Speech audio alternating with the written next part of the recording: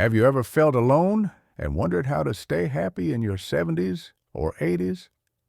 It's not the kind of question most people talk about out loud, but deep down, many older adults feel it every day.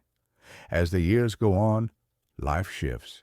People move away, loved ones pass, connections fade, and one day you wake up and realize you've got time, space, and quiet, but not always company. But here's the truth. Being alone doesn't have to mean being unhappy.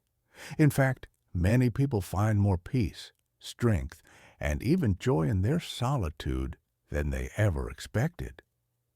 In this video, we're going to explore 5 powerful guides to help you feel genuinely happy on your own, especially if you're an older adult without close friendships or regular social ties. These aren't tips to just get through the day. These are real, meaningful shifts that can bring comfort, clarity, and even a little lightness back into your life.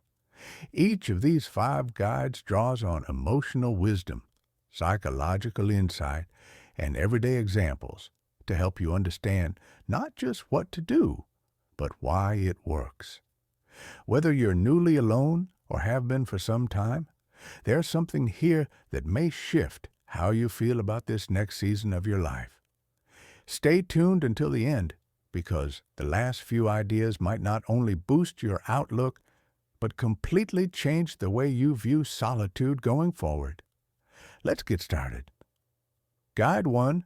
A meaningful daily routine. One of the clearest ways to feel happy while living alone is to create a daily rhythm that gives your life structure, comfort, and a sense of purpose. When you're younger, the world often sets your schedule for you: work, children, appointments, obligations. But in later life, especially when you're alone, you wake up and no one's waiting. No one's expecting anything. And that kind of open space can quietly eat away at your energy if it's not shaped with care. Having a routine doesn't mean your day has to be packed. It means you wake up already knowing where your feet will go next.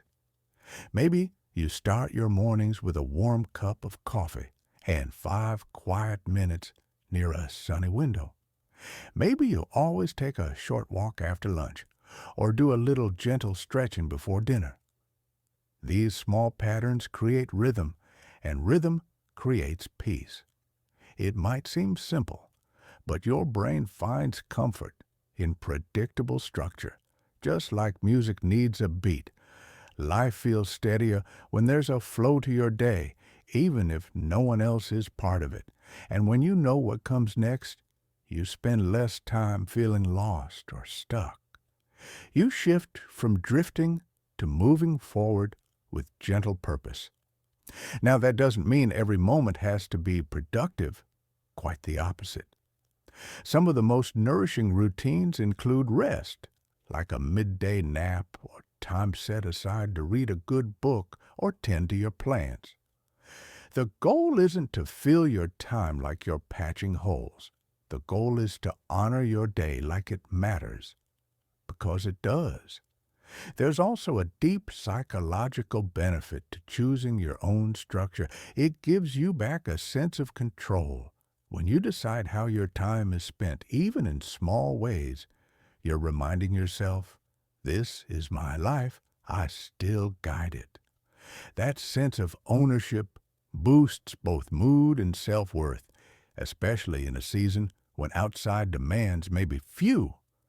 For example, Harold 76 starts every morning by writing down 3 things: 1 task, 1 treat, and 1 thought.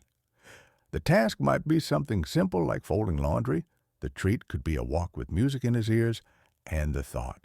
Sometimes it's a quote. Sometimes it's just a feeling. That quiet habit, done day after day, has kept his days from blending into a gray blur. It gives him a reason to rise and a reason to smile before bed.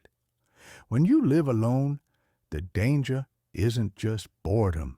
It's feeling like your days don't matter anymore. But they do, and a daily routine, no matter how small, is one of the most powerful ways to remind yourself of that. You don't need a crowd to feel your own life taking shape. You just need rhythm and a little bit of intention. Guide 2. Emotional self-reliance. One of the greatest skills you can develop as you get older, especially if you're alone, is learning how to be your own emotional anchor. When you're not surrounded by friends or family day to day, there are moments that can feel incredibly quiet, a little too quiet. Maybe it's when you come home to an empty house. Maybe it's when you want to share something, a laugh, a memory, even a complaint. But there's no one there to hear it. Those are the moments when emotional self-reliance becomes not just helpful, but essential. Emotional self-reliance doesn't mean pretending you don't need anyone. It means knowing how to comfort yourself when no one else is around. It's the ability to sit with your own feelings, whether they're sad, peaceful, grateful, or uncertain, and offer yourself the same kindness you'd offer a friend. Many older adults were never taught how to do this. Growing up, you were taught to work hard, push through, keep going. But this stage of life invites something gentler, listening to yourself and responding with care. Start with the way you speak to yourself in your own mind. Are you harsh when you make a mistake? Do you dwell on regrets or missed connections? Emotional self-reliance begins with noticing that voice and softening it. Try telling yourself, I did my best today, or it's okay to feel this way, or even just, I'm here, I've got me. It might feel strange at first, but over time, this kind of inner kindness becomes your emotional backbone. Think of it like this. When you were younger, you might have turned to someone for reassurance, a friend, a spouse, a sibling. As time goes on, those people may no longer be near or may not be there at all, but you can still be that voice for yourself. You can recognize your own needs and meet them with patience and grace. One woman I know, her name's Carol, she's 81, keeps a small journal where she writes to herself every evening. She calls it an evening check-in. Some nights it's a full page. Other times it's just one sentence. I felt lonely at dinner, but I'm proud I made something warm and ate at the table. That's it. No one else reads it. But she says it helps her feel seen. And when you're alone, sometimes what you need most is to feel seen, even if it's by yourself. Another powerful way to build emotional self-reliance is through breath and stillness. When your emotions rise, sadness, fear, even frustration, take a moment to breathe slowly and deeply. It signals to your body, we're okay, and gives your mind time to respond, not just react. Over time, these small practices become steady tools that can hold you through long days, tough memories, or sudden moments of grief. It's also important to release the shame around loneliness. Feeling lonely doesn't mean you failed. It means you're human. And rather than running from that feeling, emotional self-reliance invites you to sit with it just for a bit. Then gently guide yourself back toward calm, like steady hands on a steering wheel. And here's the beautiful part. When you learn to meet your own emotional needs, you become less dependent on unpredictable outside sources. You still enjoy connection when it comes, of course, but your peace no longer depends on it.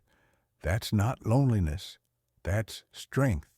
That's resilience. If you're still watching this video and finding these insights valuable, please comment number 2 below to let me know you're here And if you haven't subscribed yet, I recommend you subscribe and turn on the bell so you don't miss any videos. Your support helps us continue creating good content to inform and inspire you. Now, let's move forward. Guide 3. Finding joy in small sensory pleasures. When you're living alone, and especially when you're older, happiness doesn't always come from big adventures or major milestones. More often, it's found in the quiet details, the warmth of sunlight on your hands, the familiar smell of something cooking on the stove, the sound of your favorite singer playing softly through a small speaker in the corner of the room. These are the small sensory pleasures that many people overlook. But for those who are alone, they can become the heartbeat of your day. Your senses, sight, sound, touch, smell, and taste, are powerful pathways to joy. And when you're not surrounded by people, you have an opportunity to slow down and actually notice what's already around you. That cup of tea in your favorite mug? It's not just hydration, it's comfort. The blanket you pull over your legs while you watch a good movie? It's not just warmth, it's reassurance. When you pay close attention to those little physical experiences, they start to lift your mood without you even realizing it. There's a reason these details matter so much psychologically.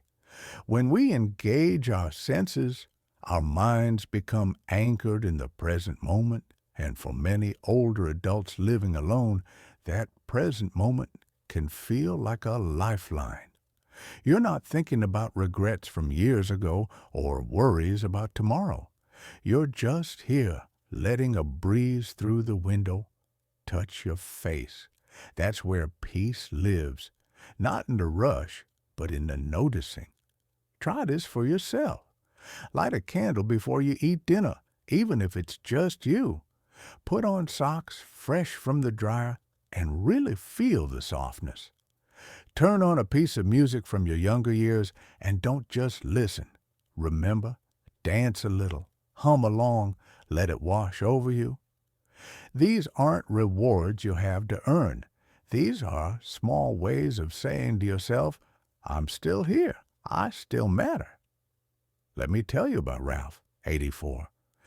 Every afternoon, he peels a single orange and eats it slowly by the window. He says the smell reminds him of the house he grew up in, and the taste, sweet, a little sharp, brings him back to being a boy in the summertime. He doesn't rush it. That orange is a daily ritual. It connects him to life, to memory, and to a quiet kind of happiness that has nothing to do with anyone else.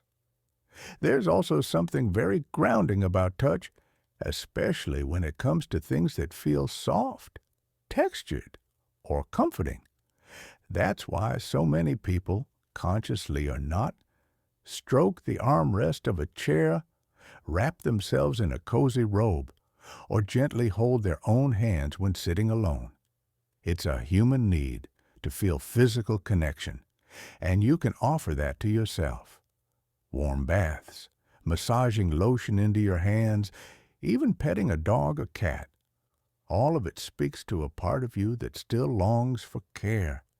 And taste, don't underestimate it. When you're alone, it's easy to fall into eating for fuel instead of pleasure. But preparing something you enjoy, sitting down with it and truly tasting it, that can be an act of self-respect. It's not about being fancy. It's about remembering that you deserve pleasure too. Whether it's a bite of chocolate or a piece of buttered toast, those little indulgences tell your body you're loved. What ties all of this together is one powerful truth. Your life is still full of sensation, even if it's quiet. And tuning into those senses is one of the gentlest, most effective ways to feel alive again. Not busy, not distracted, but present.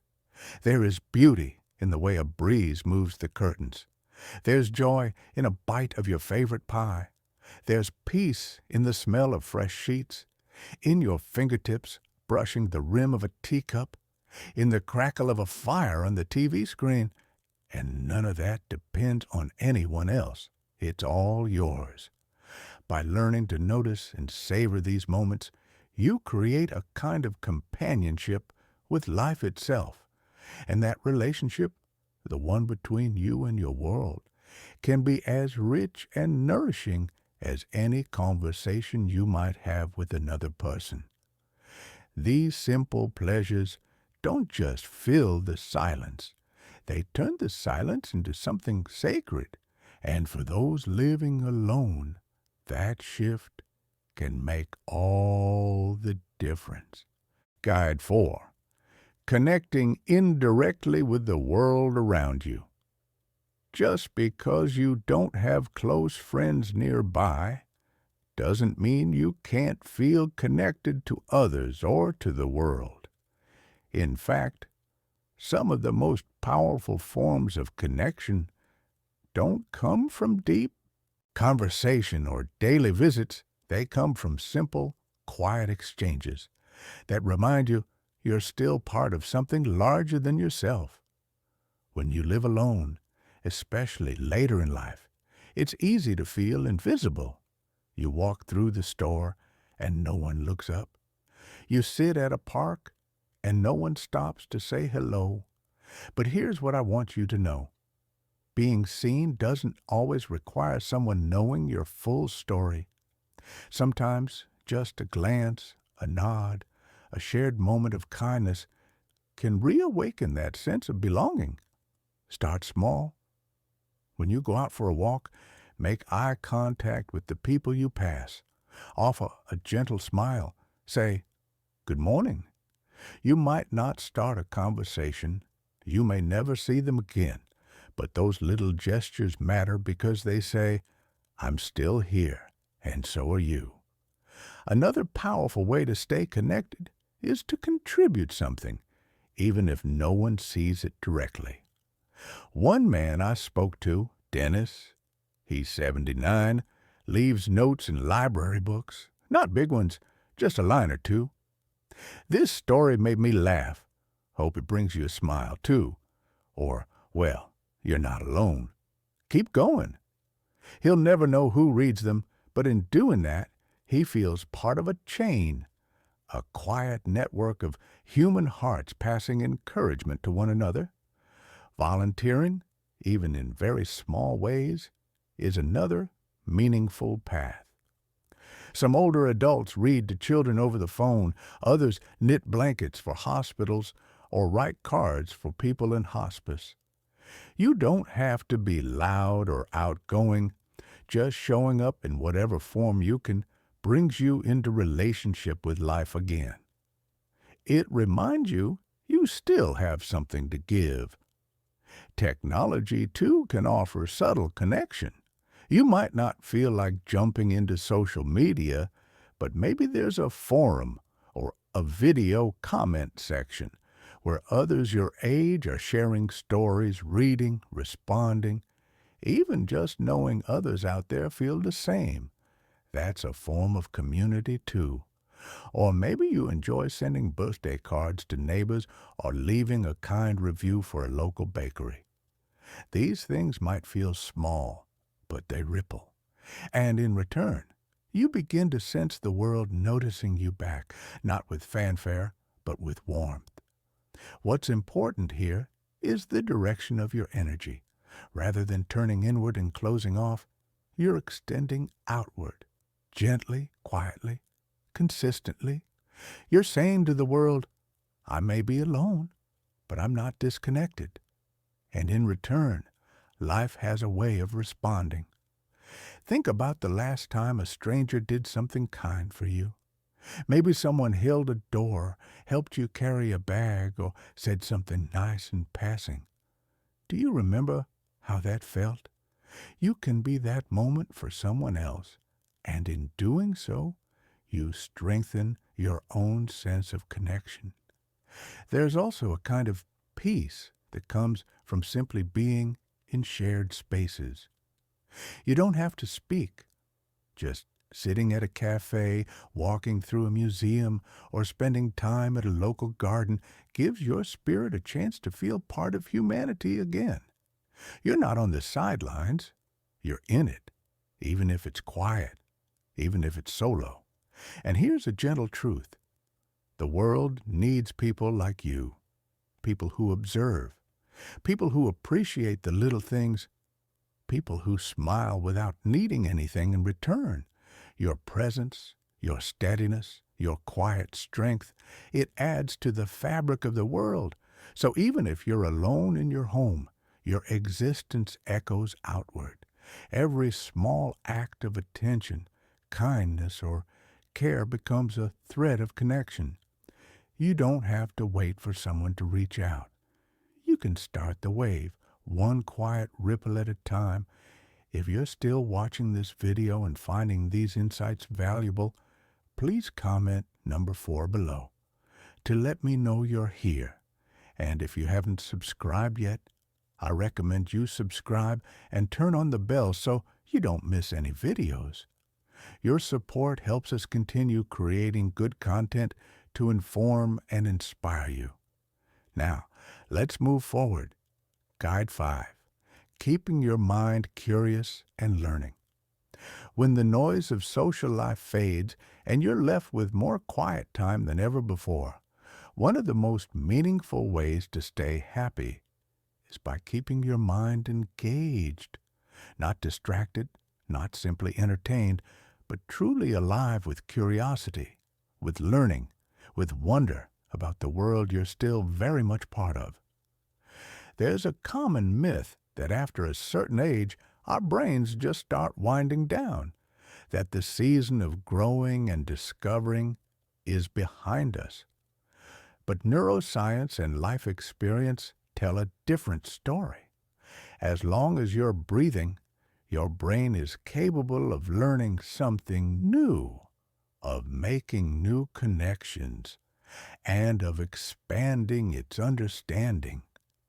In fact, many older adults who feel most content are those who've kept their minds open, even when life became quiet. Learning doesn't mean going back to school or taking on some big, intimidating project. It simply means inviting newness into your mind. That might be reading a book you never thought you'd pick up, watching a documentary about something outside your usual interests, trying a new recipe that uses an ingredient you've never cooked with, even just listening to a podcast while folding laundry can plant a new idea in your mind. There's a man named Frank, he's 82, who started painting last year. He had never picked up a brush before, not once. But one day, on a walk, he passed an art store, bought a small watercolor set, and just began. He says he doesn't paint masterpieces, but every time he dips his brush in water, he feels something awaken in him.